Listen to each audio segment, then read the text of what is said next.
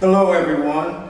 As you can see, we haven't been on camera for a while. Yes, we have been in hiatus.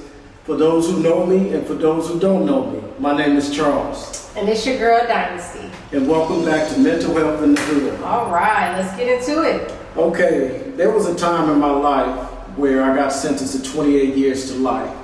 And Dynasty was 3 weeks old. And so you know at that time that I wasn't a father. You know what I mean? I just didn't cut it, right?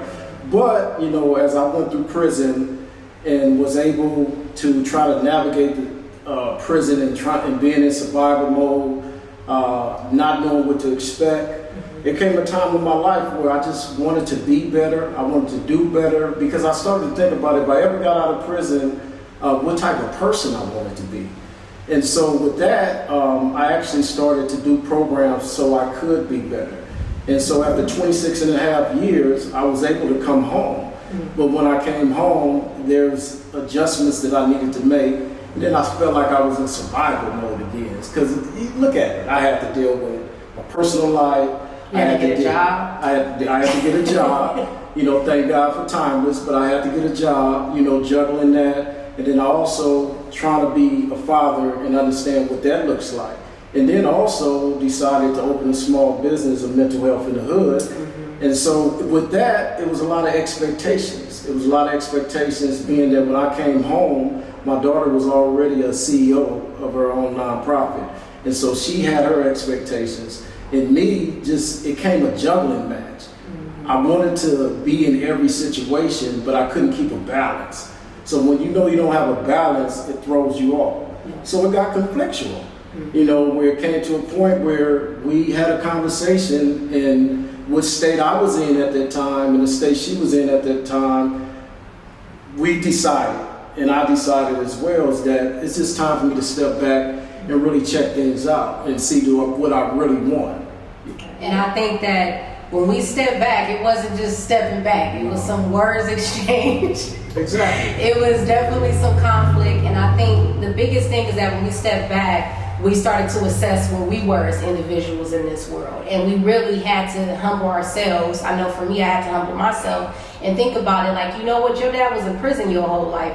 He didn't see you as much, you didn't see him as much. You guys don't really know each other like y'all think y'all know each other. Exactly. And it's okay to say that. We didn't know each other. We assumed that we know each other. And with that responsibility of assuming, we led with that. And that came with conflict. And so when we took that step back and assessed ourselves, it gave us time to kind of like really breathe and kind of deal with our own lives. And then we ended up coming back together.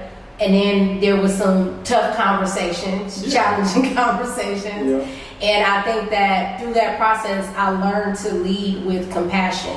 And I had to humble myself and say, Dynasty, it's not easy for you, just like it's not easy for your dad. Y'all both come from broken homes. Y'all both come from trauma. Y'all both come from growing up in the hood. Y'all both was battled and faced with the same circumstances.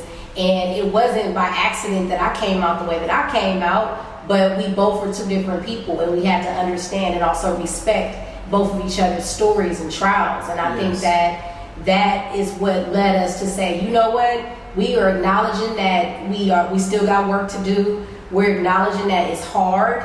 We're acknowledging that we're still working on it. And I think that led us to think about how we want to move forward with mental health in the hood. And we said the first thing is that we want to put ourselves out there. We need to tell more of our story, be real honest, and so that more people can see the different family dynamics and trials you're facing and say, if they're doing it, we can do it too. The only way we can do that is if we all take accountability with owning our mental health. That means saying this is what's happening in my life and knowing that it's not the best and it's not the prettiest picture, but it's yours.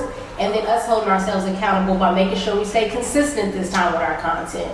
That when we have tough conversations, we prioritize what we know is important. And that also with being on camera, we want to host more in-person and online workshops because we noticed that helped to build our community. So you'll get to see different sides of us. We also just hosted a vision strategy session with some of our former community members that was able to hear our vision that we had for mental health in the hood this time and give us feedback which helped us to lead a stronger strategic plan. So we got a lot of good people on our side, and we got you. So we feel like we're gonna be moving pretty far. Yes, we is, and we're gonna try to conquer this trauma because it's been following us for a long time. Yes. It follows, and as you're gonna see in our workshops, you know, we're gonna provide content that's have life skills to add it to it. Like she said, to be able to own our mental health. That's the purpose of that. And this just being able to see us in videos that are open, that are honest, and sometimes can be emotional.